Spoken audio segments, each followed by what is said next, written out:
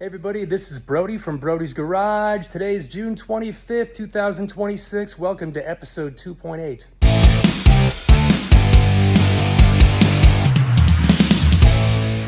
Well, hello everybody, Brody here, and welcome back to my channel. I'm going to take a second right now to ask you, please, if you're watching my videos, you've watched more than 5 minutes of my content, and you still haven't subscribed, please just subscribe to my stuff. It helps me out. Feeds the algorithm, and all that crap. So I'd appreciate it if you'd do that, and then drop a like or a comment if you'd like. My name's Brody. I'm working on my second build of a 67 Chevy 2 Nova. If you missed it on my old personal channel, I went through the entire 4-year process of building a 67 in my home garage, got it to the finish line almost, and wrecked the car, ripped the entire roof off, totaled the car, pretty devastating, almost killed myself. Luckily, I'm still here, and I'm stupid enough to try this again. So if you're interested in following along, let's go. Now, where we last left off, I was beginning my installation of my mini tubs and my Church Boys Racing triangulated 4-link. That's a mouthful. Anyway, I'm gonna put the car up in the air, and I'm gonna show you what I got done. Okay, underside of the car, starting from the back, we have the Quick Performance 9-inch axle here. And we've got the Church Boys Racing 4-link installed, Viking coilover shocks, Willwood 12-inch disc brakes with 4-piston calipers. Got a rear sway bar here. I've got my old wheels and tires on there right now. These are the 305 35 R18 Mickey Thompson ET Street SS tires. You'll notice that they are pretty tight here to the outside. I would say they're honestly very close to where my last car sat. What I do have is a lot more room to the interior, to the frame rail. I've got probably 1.5 inches of clearance. So what I'm thinking right now is I'm looking at a 325 35 R18 tire, which gives me almost 1 inch more section width, a little more tread, and about a 1/2 inch taller overall diameter, which I think will work out nicely with this setup, if the specs are true. That being said, I'm also probably going to be looking at changing out wheels. These are 18 by 10.5 with a 5.2 backspace, and I'm probably gonna go with an 18 by 11, which will give me another 1/2 inch width. But I'm also gonna move the wheel in like another 1/4 inch. So what I'm looking at is like a 6-inch backspace wheel, 18 by 11, which will push the wheel in maybe a 1/4 inch and add a 1/2 inch to the inside here, which should work out really nicely. This is the 4-link setup.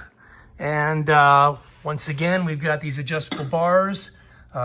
This is a triangulated 4-link, so there's no need for a panhard bar, because the upper control arms, or whatever you want to call them, the upper link bars, locate the rear axle, horizontally. So once those are adjusted, it really can't move to the outside either way. At least that's my understanding of it. So there's the back end of the car. And once again, we've got the narrowed frame rails here, with the reinforcement plates from Church Boys Racing, which adds strength to the inside. I've of course notched all that out there and closed it out with a panel. There's the mini tubs in there. And let's move to the front. What I'm noticing about this build, and I anticipated some things would have to be changed. I'm not terribly surprised. Some of it I'm a little bummed about. Like, for example, I was hoping that my drive shaft would work out, but for whatever reason, it's sticking out at least 1 inch more than it used to. You can see the old wear marks where it used to be up there in the seal. But anyway, that's just hanging out a little bit too far for my liking. So we're gonna have to do something about that. Obviously, I could make a new drive shaft, or maybe what I should do is look into pushing the engine back in the chassis. My last car, with the TCI setup, I did modify my engine braces and push the engine back, I don't know, maybe 1/4 to 1/2 inch, and I dropped it down a little bit in the car too. So that remains an option, possibly, with maybe some modifications to the firewall. I did put the engine in, I dropped it in yesterday, and I came back and kind of finagled with it some more. I got the transmission mount in. Honestly, I still have not completely put the engine mount bolts in all the way. I just cannot get them to line up the way I need them to pop in. And you can see right back there. Now, I'm still waiting, and I'm talking with Church Boys Racing about this plate. This plate came from TCI. So this could be the problem, because this is a standard V8 mount, and it mounts to the bracket, which mounts to the block. You know, some manipulation with a pry bar might push that over enough to get the bolt through. I don't know. And to be totally honest, I hogged out the holes in the braces. They were made for 3/8 bolts, and I had 1/2-inch bolts in my old setup, and these were already opened up, so I figured I'll just remount those holes for the 1/2-inch bolts. Now, maybe a 3/8 bolt would have gone through a little simpler, but still working on that right there. Here we have the transmission mount from Church Boys. Nice looking setup there. And it bolts to the factory location, and then it just sweeps back here to meet up with the 4L80E. So that is in place. My subframe connectors are in place. And I'll be totally honest with you, these plates here, there were 4 sets or 2 pairs of plates that came with the kit. And I grabbed the wrong pair and welded them in here for these outrigger bars that tie the subframe to the rocker. What those were supposed to be for was for the upper sway bar mounts, which bolt into the factory shock absorber location there. So I ended up making these plates because the plates that were supposed to be for the outriggers were a smaller plate. They wouldn't work back here, so I just made these from scratch. Anyway, those are in place. I may consider adding another set of outriggers back here to also tie it in to the rocker, and I'm just gonna get rid of these leaf spring perches here. I don't need these anymore. So those are gonna go. But anyway, why don't we get the car down on the ground and let's take a look. Ladies and gentlemen, this is the actual first time I've seen the car on the ground under its own weight right here. This is actually literally the first time I've dropped the lift all the way down to the ground. So you and I are seeing this together for the first time. Doesn't it look freaking bitchin'? I mean, it's amazing how just, I don't know, really a few bolt-on items here completely transform this into what looks like the essence of a vehicle here. So a couple things, and I was starting to tell you that I knew that there would be some things that would not work out with this new setup. For starters, these wheels and tires, we've already talked about the rear wheels, but the front wheels, they fit the car. Unfortunately, they do not fit over those 6-piston calipers. They hit right in that backside of that spoke right there. So, I am waiting on some spacers to arrive. I'm gonna try putting a spacer behind it just to see what the track width ends up looking like and if the wheel clears the caliper. If that doesn't work out, and I'm not really crazy about the idea of a front spacer here anyway, I've already been talking with Weld Racing about swapping out the wheels, which I'm probably gonna do anyway. And they make this exact wheel in 3 pad heights. The pad height is the mounting surface back here and how thick this is right here. So without changing the actual offset of the wheel, the mounting pad will push the face of this wheel out, and it actually changes the profile of this spoke. It bulges out further so that you get more brake caliper clearance and also a more aggressive looking, you know, bulge to the profile of the wheel. So that's a possibility. I'm also looking at some other wheel options right now, but for right now, I just put the wheels on there without the calipers just to put it on the ground, which we're doing for the first time right now. I'm also showing you this front setup without the inner fender panels, which I'm gonna pop them in just a second, but I wanted you to see what this looks like right now. I gotta say, overall, the Church Boys Racing is a really very nice, high quality product. I mean, they are, of course, using, in conjunction with the Detroit Speed down bars, we're using Detroit Speed mini tubs, and they're using the Detroit Speed inner fender panels, which are right over there. But, you know, this is in essence their creation here, and it's an extension of the products they made that are able to retrofit a stock Chevy 2 front end. So you can purchase these control arms and this whole setup here with the spindles and bolt that onto a stock Chevy 2 front end. And that's where my understanding is the origin of these products came from. They then decided to add their own complete modular subframe, which is again, laser cut sheet metal, TIG welded all around. It's even got their logo punched out in there. It's got a thick sway bar. We've got billet aluminum spindles, Viking coilover shocks, tubular upper and lower control arms, which have, you know, threaded ride tech joints at every point. So you've got adjustability for your caster camber. Really sweet looking setup. I want to talk to you about a couple of my shortcomings so far that I've noticed. I knew that I would have to modify my turbo setup. I knew that it wasn't going to work out the exact same way it did with the TCI front end. And even the TCI front end, I highly modified that as well. Like I said, I moved the engine down and back.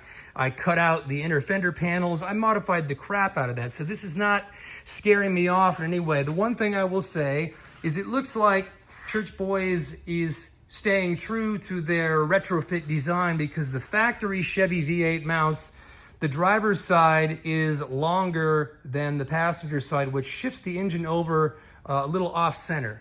And you can see, or maybe you can't see, but if you look at that mount there, and I probably should get a measurement of that, and then you come over to this side and look at that one, you can see that that bar is longer and it's pushing the whole engine over, which gives me, unfortunately, less clearance for my turbo manifolds on this side. To be honest with you, I don't even think it's gonna fit on this side. I tucked one in there and it's still hitting that bolt right there, which, by the way, I started off with the bolts pointing inwards with the nuts on this side, realized quickly that wasn't gonna work, flipped them around, pushed them out that way, and it's still not quite going to clear. There might be a couple things I can do to make it work, or I may just have to completely start from scratch and build my own log manifolds or headers. It may be possible that I can also take these down to a machine shop and have these flanges milled down. They are like a 1/2 inch thick. Could probably get away with knocking a 1/4 inch off these, so that's maybe an option. Also, my turbo mounts, these Maven turbo mounts that I had laser cut, I made a custom bar that came over. Here they are right here. This is one of them, and this mounted to the cylinder head right there, and then came over and supported the turbo. And I had those on both sides. Thin, beveled, you know, tapered head bolts that tuck this whole thing right behind the AC compressor and the alternator. These will not work because they are hitting these down bars right there. So these are gonna have to go. And perhaps my entire turbo setup is gonna have to go, which might just make the most sense, is just to completely clean slate it, sell the manifolds and the mounts and the turbos and everything as a complete package, maybe even with my intake up there. So, you know, stay tuned for that. That's something I still have to address. This is all very new, but this is what it looks like so far. And I gotta say, with the setbacks aside, which again, I'm not totally surprised by, that is one badass looking machine already. Just, I mean, only a couple months into this, we're already looking at the makings of a vehicle here. So here's what I'm gonna do now. I'm gonna grab those Detroit Speed Inner fenders, I'm gonna drop them in there and show you what that looks like. Okay, I just completely went bonkers for like 10 minutes. I'm gonna flip this camera around. You're not gonna believe this, watch this. Holy shit, would you just look at that? Oh man, I know this is just sitting on there right now. I literally just grabbed the core support and went and grabbed the fenders out of the office and just laid them on there, and that's what the car looks like right now. How bitchin' is this? We've got the inner fender panels just sitting in there. There's only like 4 bolts are just stuck in there just to hold this in right now. There's my old fenders, and yeah, there you go. It's like almost done. I could literally just start this up and drive it out of here. Okay, I'm not gonna get too crazy, but you gotta admit, that looks badass already. There are also, it looks like a couple of panels in that brown paper over there that fill out that fender right there, fender supports. I've gotta put the tilt column in, get the steering shaft working. My plan at this point is to continue with all the heavy duty mechanical fitment, mocking up, do all of my metal work. Yes, the car is gonna get a roll cage. I'm not sure if I'm gonna go full, you know, A-pillar and all of that, but leaning that direction, especially after what happened to me last time. That bar literally saved my life. Then again, I don't know that I'm gonna be pushing the power levels that I was with that setup. And you know, for that matter, I may lose the turbos entirely, go with a naturally aspirated, or put a supercharger on it. I really don't know. I'm not gonna get too worried about any of that stuff right now, but can we just take a minute to appreciate what we've got in front of us here? We got a badass shell of a car in the making. All right, so maybe this is a good way to wrap up this episode here. What a cool shot of the car, huh?